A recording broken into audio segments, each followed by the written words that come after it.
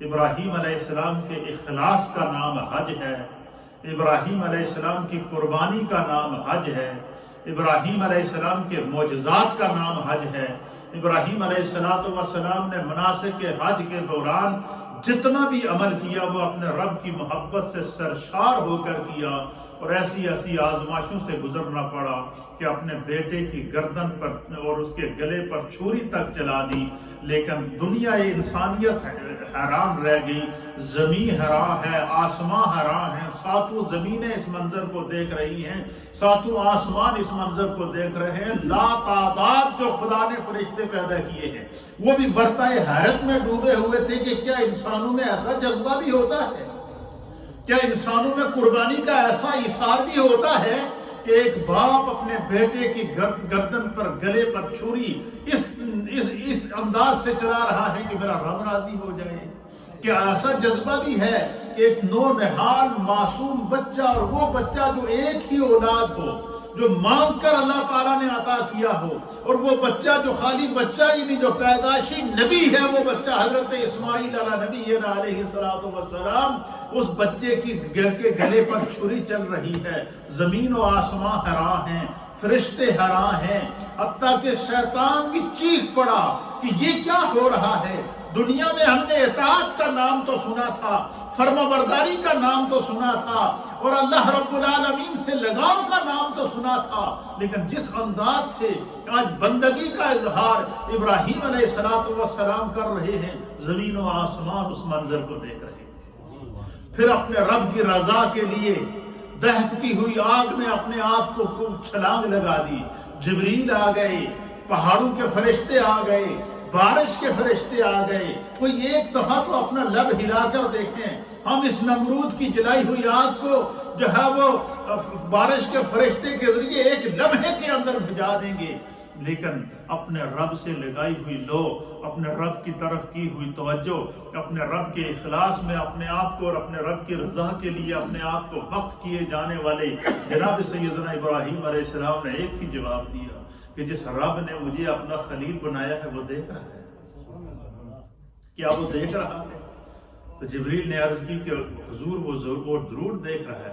تو آپ نے فرمایا پھر جبریل تجھے ابراہیم کے لیے پریشان ہونے کی ضرورت نہیں، اے پہاڑوں کے فرشتے تیرا بھی شکریہ، تو نے محبت کا اظہار کیا، تجھے ابراہیم کے لیے پریشان ہونے کی ضرورت نہیں، اے بارش کے فرشتے تیرا بھی شکریہ کہ تو نے اللہ کے خلیل سے محبت کا اظہار کیا، تجھے ابراہیم کے لیے پریشان ہونے کی ضرورت نہیں۔ کیوں کہ ابراہیم کا رب تو اس کو دیکھ رہا ہے، وہ رب اسے بچائے گا۔ اللہ اکبر۔ اب دیکھیے اخلاص کو دیکھیے، عمل کو دیکھیے، اللہ اپنے رب کی ذات پر بھروسے کو دیکھیے۔ اب چھری کا کام کاٹنا ہے۔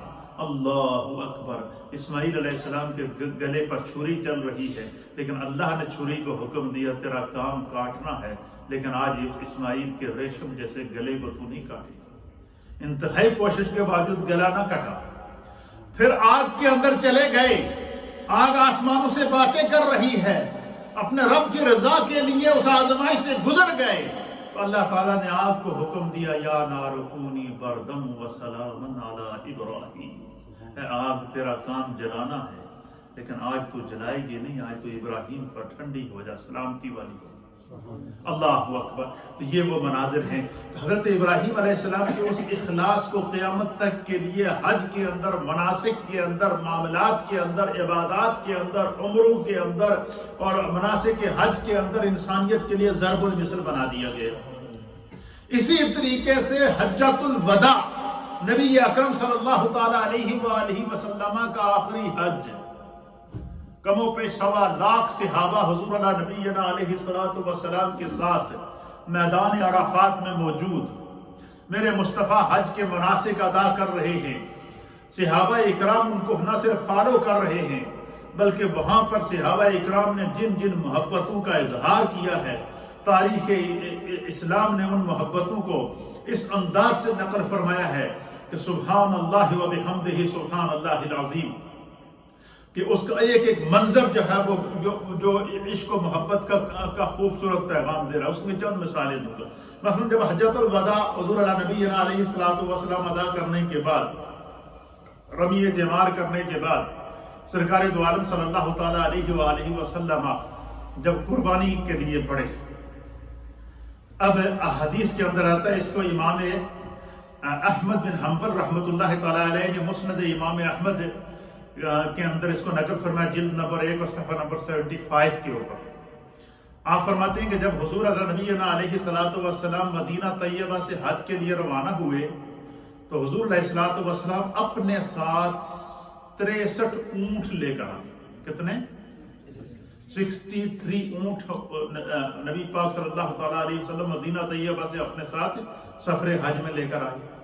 پھر اسی طریقے سے مولا کائنات سے فرمایا کہ میں نے سنا ہے، حضرت علی المرتضیٰ کو حضور نے حکم فرمایا کہ علی، میں نے سنا ہے کہ یمن کے اندر بڑے خوبصورت قسم کے اونٹ ملتے ہیں اور بڑے پیارے اونٹ ہیں اور بڑے مہنگے اونٹ ہیں، تو یمن سے بھی کچھ اونٹ خرید لو اور وہ بھی لے کر چلتے ہیں۔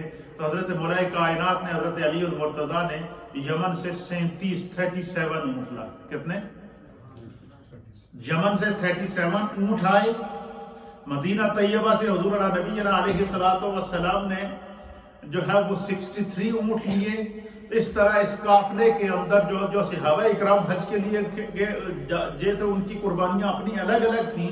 سرکار دو عالم صلی اللہ تعالیٰ علیہ وسلم اور مولا کائنات جو حجۃ الوداع کے موقع پر قربانیاں ساتھ لے کر آئے ہیں، ان میں سے جو ہے وہ جو حضور نبی علیہ الصلوۃ والسلام نے اونٹ قربانی کے لیے لیے تھے وہ 63 اونٹ تھے۔ کتنے؟ آج کل تو ہمارے ہاں لوگ قربانی کے لیے کہا جائے نا تو ان کو پریشانی ہو جاتی ہے، کوئی سستا حصہ تلاش کرو جی، کوئی 20 پاؤنڈ دا لب جائے، کوئی 25 پاؤنڈ دا لب جائے۔ 20-25 پاؤنڈ دی تو آج کل مرغی نہیں ملتی۔ نبی پاک صلی اللہ تعالیٰ علیہ وسلم نے فرمایا کہ ایسی قربانی کرو کہ یہ قربانیاں قیامت کے دن تمہارے لیے کیا ہوں گی؟ سواریاں بنیں گی، جنت کی سواری بنے گی۔ اب حضور نبی علیہ الصلوۃ والسلام نے حجۃ الوداع کے موقع پر اپنے ساتھ آخری حج کرنے جا رہے ہیں تو کتنے قربانیاں لے کر گئے؟ 63 اپنے ساتھ قربانیاں، اور 100 قربانی ٹوٹل لے کر گئے۔ تو اب روایت کے اندر آتا ہے، اور اس کو امام احمد بن حنبل رحمۃ اللہ علیہ نے بھی نقل فرمایا ہے، اور خود مولا کائنات حضرت علی المرتضیٰ کرم اللہ وجہہ الکریم، اس کو امام مسلم نے کتاب الحج کے اندر بھی نقل فرمایا ہے کہ آپ فرماتے ہیں کہ حضور نبی علیہ الصلوۃ والسلام اپنے ساتھ 63 اونٹ لے کر آئے، اور اسی طریقے سے 47 اونٹ، 37 میں 47 اونٹ جو ہے وہ حضرت مولا کائنات یہ آپ لے کر آئے، اور ان میں سے 37 اونٹ وہ تھے جو یمن سے لے کر آئے تھے، اور اسی طریقے سے یہ اونٹ آپ کے ساتھ لے کر آپ حجۃ الوداع کے موقع پر آپ گئے۔ حج کے مناسک ادا کرنے کے بعد اب سرکار دو عالم صلی اللہ تعالیٰ علیہ وآلہ وسلم جب قربان گاہ کی طرف بڑھے تو اب حدیث کے الفاظ ہیں جس کو امام زرقانی نے نقل فرمایا ہے۔ آپ فرماتے ہیں کہ حضور نبی اکرم صلی اللہ تعالیٰ علیہ وسلم قربان گاہ اور اس جمرہ اولا کے پاس تھی۔ حضور علیہ الصلوۃ والسلام کی قربان گاہ جو سب سے بڑا شیطان ہے، جمرہ اولا، اس کے پاس جو ہے وہ سرکار دو عالم صلی اللہ تعالیٰ علیہ وآلہ وسلم کی قربان گاہ تھی، وہاں آپ ٹھہرے ہوئے تھے۔ تو حضور علیہ الصلوۃ والسلام جب کنکریاں مارنے کے بعد جو ہے وہ حج کے مناسک ادا کرنے کے بعد جو ہے وہ کنکریاں مارنے کے بعد جب سرکار دو عالم صلی اللہ تعالیٰ علیہ وسلم جو ہے وہ قربان گاہ کی طرف بڑھے تو آپ فرماتے ہیں کہ حضور علیہ الصلوۃ والسلام قربان گاہ کی طرف بڑھے، اور پھر ساتھ میں یہ بھی حضرت ملا علی قاری لکھتے ہیں کہ صحیح یہ ہے کہ نبی اکرم صلی اللہ تعالیٰ علیہ وسلم کی جو قیام گاہ تھی حجۃ الوداع کے موقع پر، جس خیمے میں حضور علیہ الصلوۃ والسلام ٹھہرے ہوئے تھے، یہ مسجد خیف کے قریب تھا۔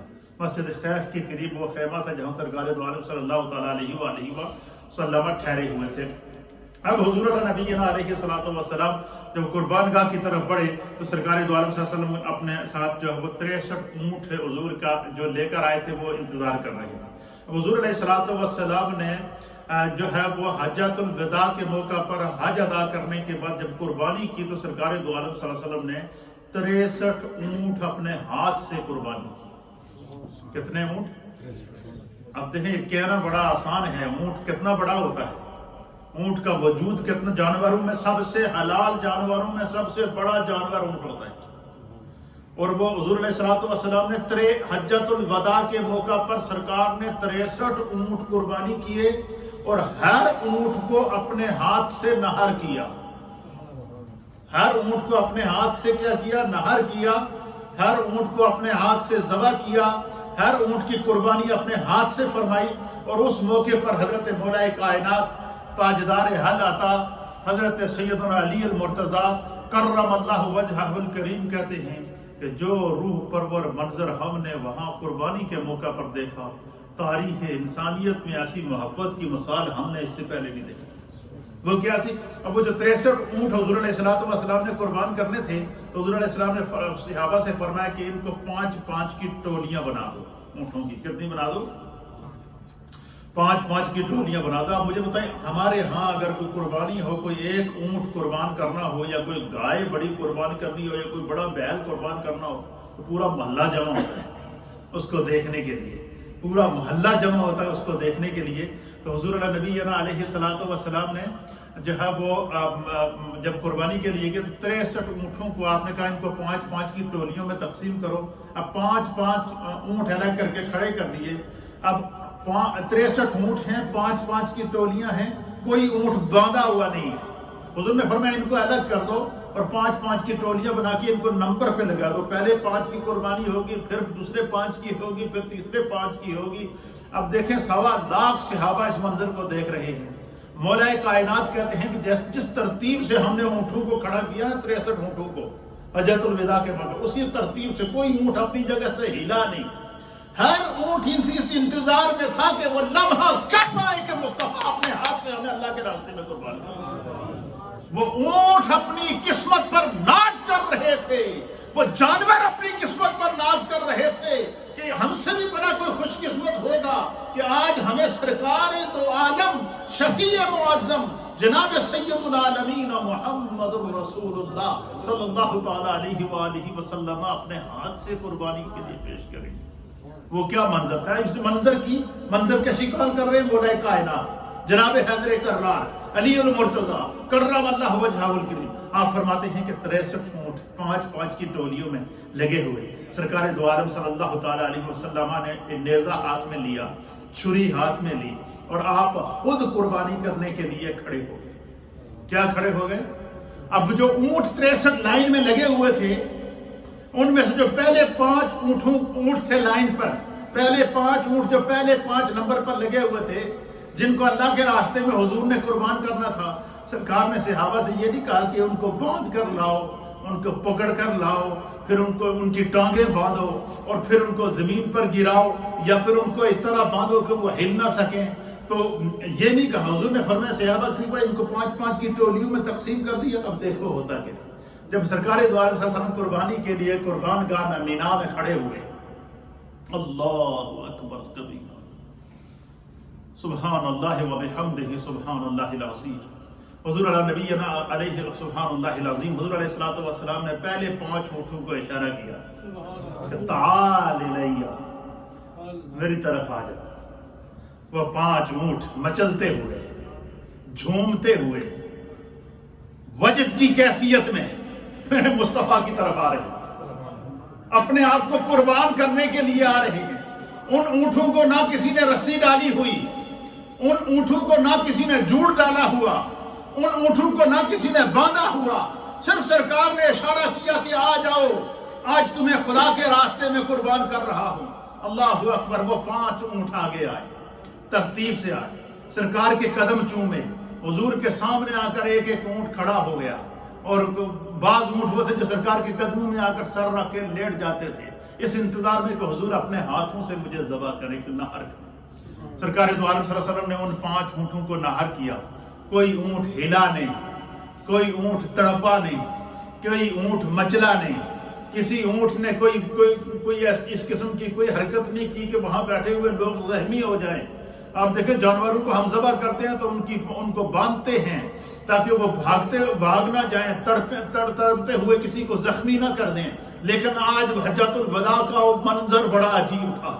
تاریخ انسانیت اس منظر کو دیکھ رہی تھی، چشم فلک اس منظر کو دیکھ رہے تھے، ساتوں زمینیں اس منظر کو دیکھ رہی تھی، ساتوں آسمان اس منظر کو دیکھ رہے تھے، عرفات اس منظر کو دیکھ رہا تھا، مزدلفہ اس منظر کو دیکھ رہا تھا، مینا اس منظر کو دیکھ رہا تھا، خود کعبہ اس منظر کو دیکھ رہا تھا، اور نبی پاک کی معیت میں موجود کعبہ پہ 1.25 لاکھ صحابہ اس منظر کو دیکھ رہے تھے، اور لاکھوں کی تعداد میں فرشتے اس منظر کو دیکھ رہے تھے کہ اونٹ نمبر سے آ رہے ہیں میرے مصطفیٰ کے سامنے، اب سر جھکا کر کھڑے ہیں، حضور ان کو اپنے ہاتھ سے نار کر رہے ہیں، ذبح کر رہے ہیں، چھری چلا رہے ہیں، ان کو سینے میں نیزہ لگا رہے ہیں، بسم اللہ اللہ اکبر کر کے قربانی کر رہے ہیں، بس حضور کا نیزہ لگنا اور اونٹ کے گلے پہ چھری کا چلنا، اونٹ نے سرکار کے قدموں میں لیٹ جانا، وہ 5 ختم ہوئے، دوسرے 5 خود چل کر آ کر سرکار کے سامنے کھڑے ہو جائے۔ اس طریقے سے حضور اللہ نبینا علیہ السلام نے حجۃ الوداع کے موقع پر 63 اونٹوں کو اپنے ہاتھوں سے ذبح کیا، اور یہ 63 کی 63 قربانیاں سرکار نے خود اپنی طرف سے ادا کی۔ کیا کی ہے؟ اب علماء اور محدثین نے لکھا ہے کہ اس میں کیا حکمت ہے کہ سرکار دو عالم صلی اللہ تعالیٰ علیہ وآلہ وسلم نے 63 اونٹوں کا انتخاب کیوں کیا؟ 64 کیوں نہیں کیے؟ 65 کیوں نہیں کیے؟ اپنے لیے جو قربانی کی ہے وہ 63 اونٹوں کا انتخاب کیا، اس کی وجہ کیا ہے؟ فرمایا کہ اس حجۃ الوداع کے موقع پر حضور علیہ السلام نے خطبہ حج دیتے ہوئے صحابہ سے یہ فرما دیا تھا کہ یہ میرا آخری حج ہے۔ کیا ہے؟ یہ میرا آخری حج ہے، حتیٰ کہ یہاں تک روایات کے اندر آتا ہے کہ حضور نبی علیہ السلام نے صحابہ سے فرمایا کہ اللہ تعالیٰ نے حضور نے اشاروں میں بات کی، اللہ تعالیٰ نے اپنے بندوں میں سے کسی خاص بندے کو یہ اختیار دیا۔ کیا فرمایا حضور نے؟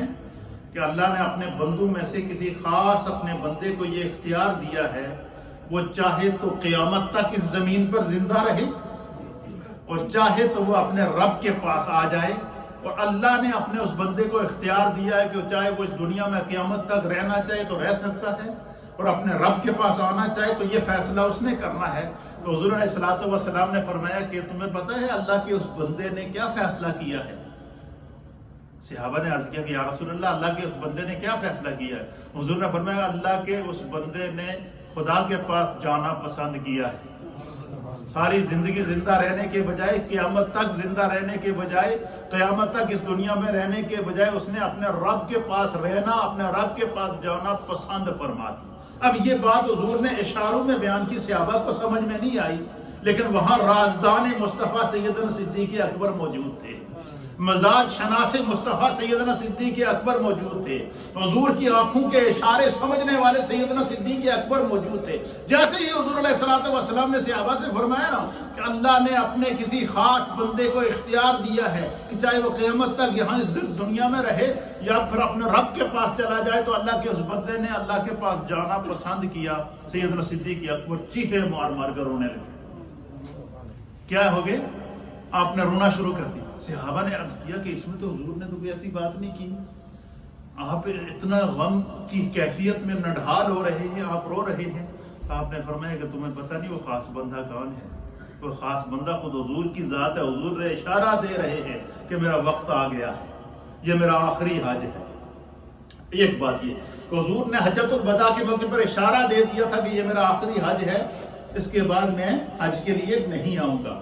پھر اسی طریقے سے حضور نے یہ بھی اشارہ دے دیا تھا کہ میرا اس کے بعد جو ہے وہ اپنے رب سے ملاقات کا وقت ہو چکا ہے، جو اللہ کی طرف سے مجھے ڈیوٹی دی تھی وہ ڈیوٹی ادا کر دی گئی ہے، اور قیامت تک کے لیے۔ اور اسی حجۃ الوداع کے موقع کے اوپر میدان عرفات میں خطبہ حج کے دوران اللہ تعالیٰ نے وحی نازل کر دی، الیوم اکملت لکم دینکم واتممت علیکم نعمتی ورضیت لکم الاسلام دینا۔ یہ آخری آیت تھی جب نازل ہوئی قرآن کی نازل ہونے والی آیات میں سے سب سے آخری آیت کون سی تھی؟ الیوم اکملت لکم دینکم واتممت علیکم نعمتی ورضیت لکم الاسلام دینا۔ کہ فرمایا کہ جو ہے وہ اللہ نے فرمایا کہ محبوب الیوم، آج کے دن، یعنی عرفات کے دن، حجۃ الوداع میں یوم عرفہ نو حج دو ذی الحج کو اللہ نے فرمایا کہ الیوم اکملت لکم دینکم، اے محبوب آج کے دن آپ کے رب نے آپ کی ذات پر دین اسلام کو مکمل کر دیا۔ دین کی تکمیل ذات مصطفیٰ پر اللہ نے فرما دی۔ کیا فرمایا کہ آج کے دن آپ کی ذات پر دین کو کیا کر دیا گیا؟ مکمل کر دیا گیا۔ وَأَتْمَمْتُ عَلَيْكُمْ نِعْمَتِي، اور اے محبوب کائنات میں خدا نے جتنی نعمتیں پیدا کی ہیں، کائنات میں اللہ نے جتنے انعام پیدا کیے ہیں، چاہے ان کا تعلق دنیا سے ہو، آخرت سے ہو، یا جنت سے ہو، یا ساتوں زمینوں سے ہو، یا ساتوں آسمانوں سے ہو، وَأَتْمَمْتُ عَلَيْكُمْ نِعْمَتِي، خدا نے کائنات دیا ساریاں نعمتوں توڑے وجود تے قربان کر دیا۔ اتممت علیکم کا معنی ہے کہ اللہ نے تمام جتنی نعمتیں پیدا کی ہیں وہ آپ کے وجود پر تمام کر دی، مکمل کر دی ہے۔ یعنی آپ کائنات کی کوئی بھی جو نعمت آپ کے وجود سے بڑی نہیں ہے، اور کائنات میں سب سے بڑی نعمت آپ کی ذات ہے۔ اسی لیے فرمایا کہ جو ہے کہ جب تمہیں خدا کی کوئی نعمت ملے تو کیا کیا کرو؟ شکر ادا کیا کرو۔ اور اب علماء نے لکھا ہے کہ بھئی اللہ تعالیٰ نے تو انسان کو قدم قدم پر نعمتیں دی ہیں۔ اللہ فرماتا ہے کہ لَئِن شَكَرْتُمْ لَأَزِيدَنَّكُمْ، کہ اگر تم اللہ کے انعامات پر اس کا شکر ادا کرو گے تو وہ اپنی نعمتوں میں اضافہ کرے گا۔ ہر انسان اگر سوچے کہ خدا نے ہمیں کتنی نعمتیں دی ہیں تو ہم ان کو شمار نہیں کر سکتے۔ اللہ نے ہم پر کتنا کرم کیا ہے، ایک ایک سانس کا ہم بدلہ نہیں لے سکتے، ایک ایک سانس کا ہم شکر ادا نہیں کر سکتے۔ اب علماء اور محدثین نے لکھا ہے کہ یہ کیا کیسے ممکن ہے کہ انسان جو ہے وہ ہر نعمت کا شکر ادا کر سکے؟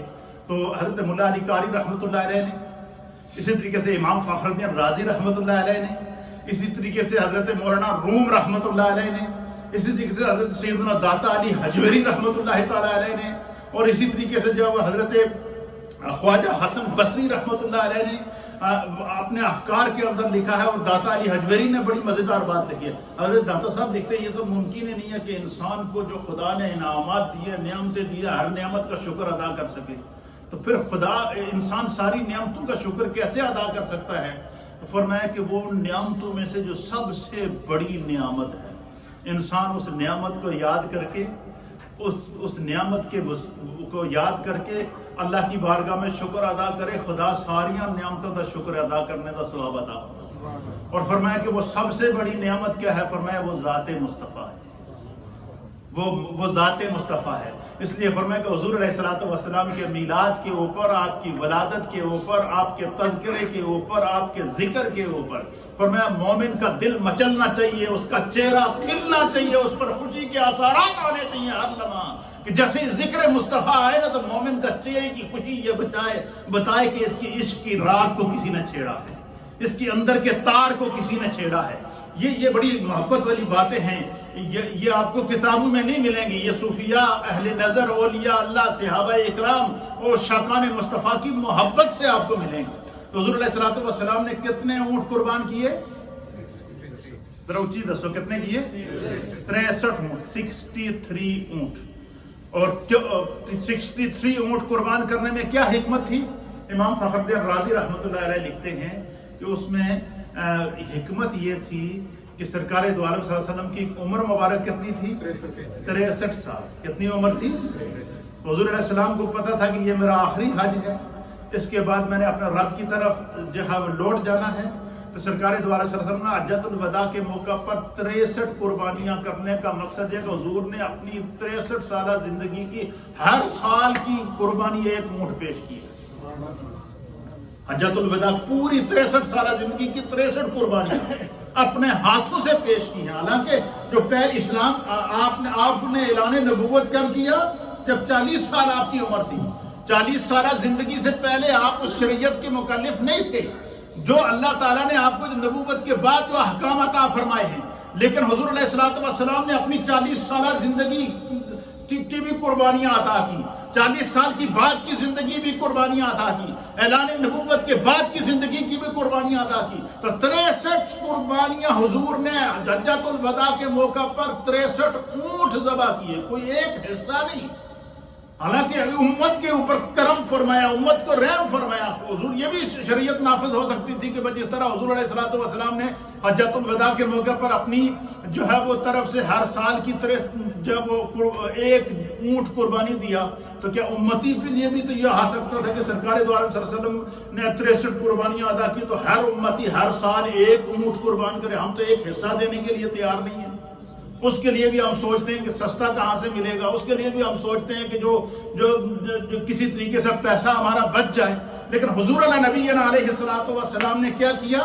آپ نے اپنی پوری زندگی کی قربانیاں ادا کی. اس لیے بعض لوگ وہ ہوتے ہیں کہ جو قربانی کی اہمیت کو نہیں سمجھتے، تو اگر کسی نے قربانی ادا زندگی میں سستیاں کر لی، ہو جاتی ہیں سستیاں، بشر ہیں، غلطیوں میں ہیں، لیکن جب بھی احساس ہو جائے تو سنت مصطفیٰ کیا ہے کہ بندہ اپنی زندگی کا حساب کر کے کہ اس دوران سے میں صاحب نصاب ہوں، وہ اپنی زندگی کی ایک دفعہ قربانیاں ادا کرتے ہیں.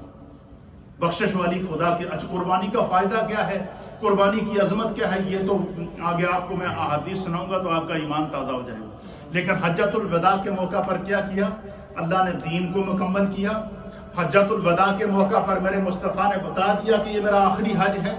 حجۃ الوداع کے موقع پر حضور علیہ الصلوۃ والسلام نے 63 اونٹ اپنے ہاتھوں سے اپنی ہر سال کا، اپنی زندگی کے ہر سال کی قربانی ایک اونٹ اپنے ہاتھ سے کیا. حضور علیہ حجۃ الوداع کے موقع پر حضور علیہ السلام نے جو 63 اونٹ نہر کیے ہیں، کسی اونٹ کو باندھا نہیں گیا ہے، کسی اونٹ کو پکڑا نہیں گیا ہے. ہر اونٹ خود آ رہا تھا، سرکار کے قدموں میں اپنے آپ کو پیش کر رہا تھا، اور ہر اونٹ کی یہ خواہش ہوتی تھی کہ حضور اپنے ہاتھ سے مجھے ذبح کریں، حضور اپنے ہاتھ سے مجھے نہر کریں. تو جانوروں کا یہ جذبہ، اللہ اکبر، کیا عالم ہوگا. سبحان اللہ و بحمدہ. اب دیکھیں، اب جانوروں کے سامنے کیا تھا. ایک یہ عمل دیکھیے اور ایک وہ عمل دیکھیے کہ جب حضرت سیدنا ابراہیم علیہ نبینا علیہ الصلوۃ والسلام نے سیدنا اسماعیل علیہ نبینا علیہ الصلوۃ والسلام سے کہا کہ بیٹا آج میں تم سے ایک بات کرنے والا ہوں، پتہ نہیں تمہارے مزاج پر کیسی گزرے گی، لیکن میں تمہیں ایک راز کی بات بتانے والا ہوں. ابا جی کیا بات ہے؟ میرے رب نے مجھے حکم دیا ہے کہ میرے رب نے مجھے حکم دیا کہ جو اپنی سب سے پیاری چیز ہے اس کو خدا کے راستے میں قربان کرو. حضرت ابراہیم علیہ السلام کو پہلے خواب آیا کہ جو اپنی سب سے پیاری چیز ہے اس کو اللہ کے راستے میں قربان کرو. آپ صبح اٹھے اور آپ نے 100 اونٹ قربان کر دیا. دوسرے دن پھر وہی خواب آیا، پھر آپ نے اونٹ قربان کیے، پھر خواب آیا، پھر اونٹ قربان کیے. سمجھنے آئی کہ بار بار یہ خواب کیوں آ رہا ہے. پھر خواب آیا کہ جو تمہیں سب سے زیادہ چیز پیاری ہے اس کو قربان کرو. حضرت ابراہیم علیہ السلام کہتے ہیں کہ میں نے جو غور کیا تو آپ نے فرمایا کہ مجھے تو خدا نے ایک ہی بیٹا دیا اور وہ بھی پیدائشی نبی ہے، اس سے پیارا تو مجھے کچھ نہیں ہے. تو آپ فرماتے ہیں کہ یہ خدا کی طرف سے اشارہ ہے کہ میں اپنے بیٹے کو اللہ کے راستے میں قربان کروں. حضرت اسماعیل علیہ الصلوۃ والسلام سے جب کہا کہ میرے رب نے کی مرضی ہے کہ میں تمہیں اس کے راستے میں قربان کروں، تو آپ نے فرمایا کہ ابا جان اگر رب کی یہ مرضی ہے تو میں آپ قربانی کے لیے حاضر ہوں. بلکہ آپ ایسا کریں کہ جب مجھے قربان کریں اپنی آنکھوں پر بھی پٹی باندھیں، میری آنکھوں پر بھی پٹی باندھیں، تاکہ ہم دونوں کے اخلاص کے درمیان کہیں باپ بیٹے کی محبت حائل نہ ہو جائے، تاکہ اور آپ یہ سارا عمل کر گزرے. پھر جنت سے دمبے کا حکم ہوا، جنت سے مینڈا لایا گیا، جبریل مینڈا لے کر آئے، اسماعیل علیہ السلام کو ہٹایا، مینڈا قربان ہو گیا. اب دیکھیں وہ ایک جذبہ ہے، اور دوسرا وہ جذبہ ہے کہ 63 اونٹ خود بخود سرکار کے سامنے آ کر پیش کر رہے ہیں. تو حجۃ الوداع یہ نبی علیہ الصلوۃ والسلام کا وہ حج ہے جو کائنات کے تمام حجوں میں سب سے افضل حج ہے. کیوں؟ کہ اس کا ایک ایک رکن میرے مصطفیٰ نے خود بھی ادا کیا، صحابہ کو بھی ادا کرایا. ایک ایک رکن حضور نے خود بھی ادا کیا، صحابہ کو بھی سکھایا.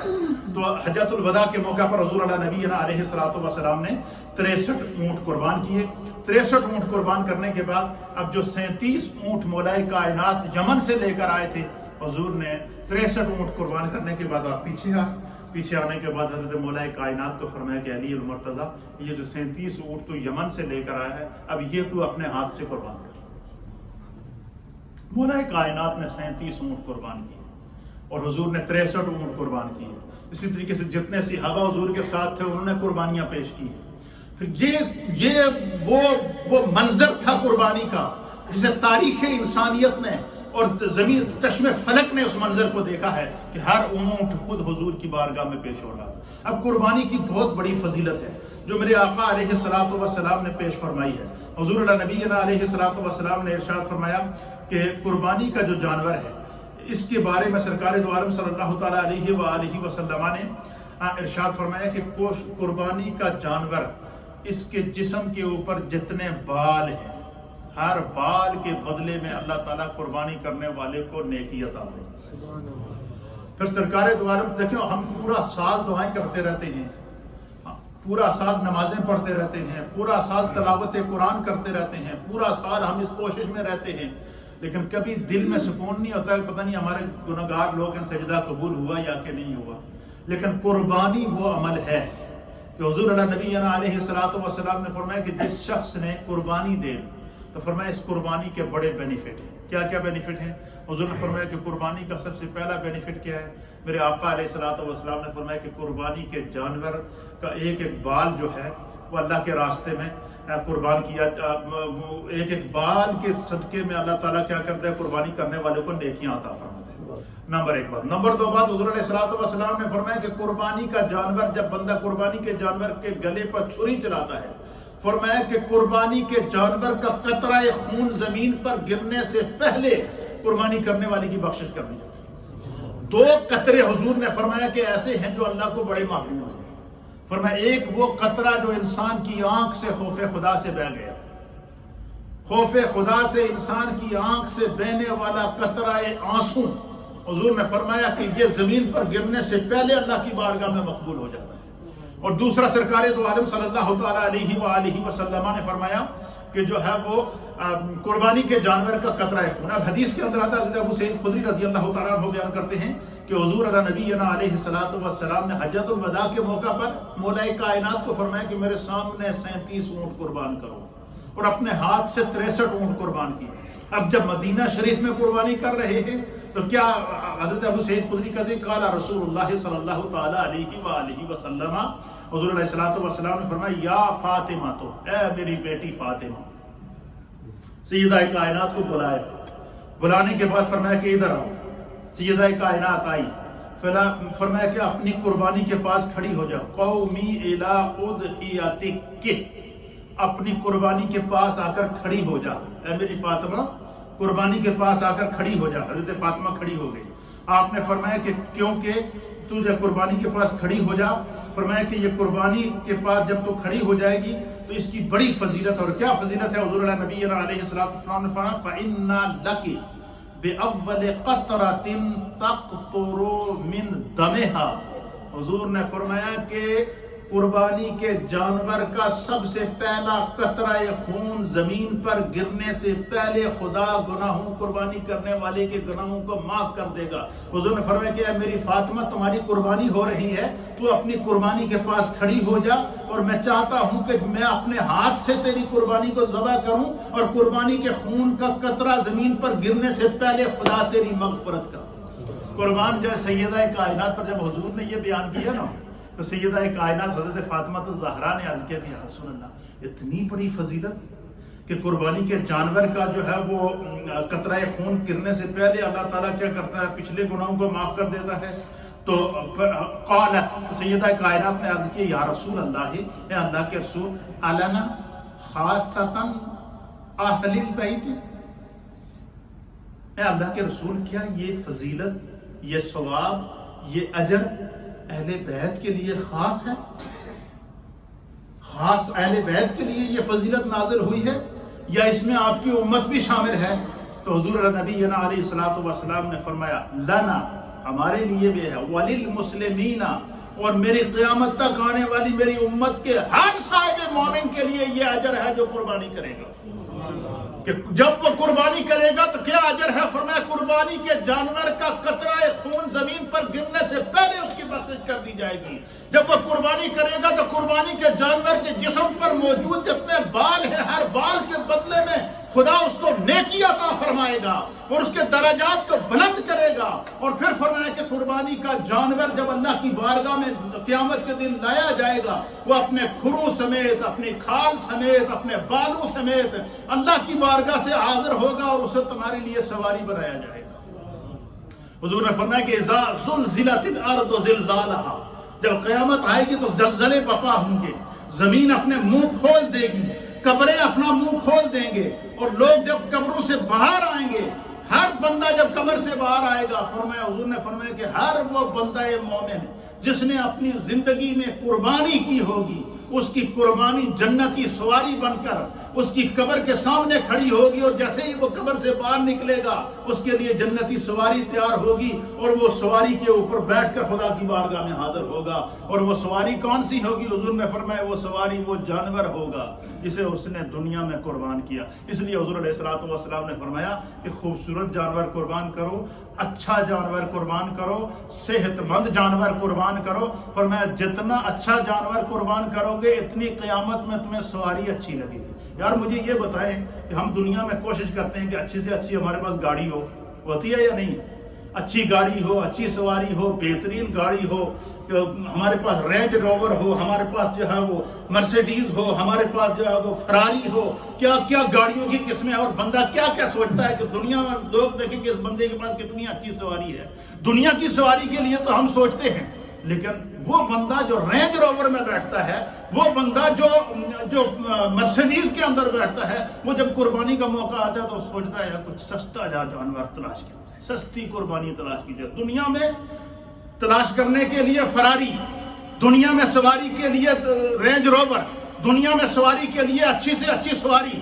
کیا جنت کی سواری اتنی کمزور ہونی چاہیے؟ جنت کی سواری تو اس سے بھی زیادہ اچھی ہونی چاہیے۔ اس لیے حضور نے فرمایا کہ ایسی قربانی کرو کہ جس طرح دنیا بھی ٹھاٹھ نہ رہنے، جنت میں بھی جنتی سواری پہ جاؤ تو دنیا دیکھے کہ یہ خدا کا بندہ دنیا میں بھی اطاعت رسول میں رہا، زندگی میں بھی اطاعت رسول میں رہا، قبر میں گیا تو اطاعت رسول میں تھا، جب قبر کو چھوڑ کر آخرت کی طرف گیا تو اطاعت رسول میں تھا۔ اللہ تعالی ہمیں دین سمجھنے کی توفیق عطا فرمائے۔ انشاءاللہ قربانی کے مسائل، فضائل اور مناقب کے اوپر ہماری گفتگو کا سلسلہ چلتا رہے گا۔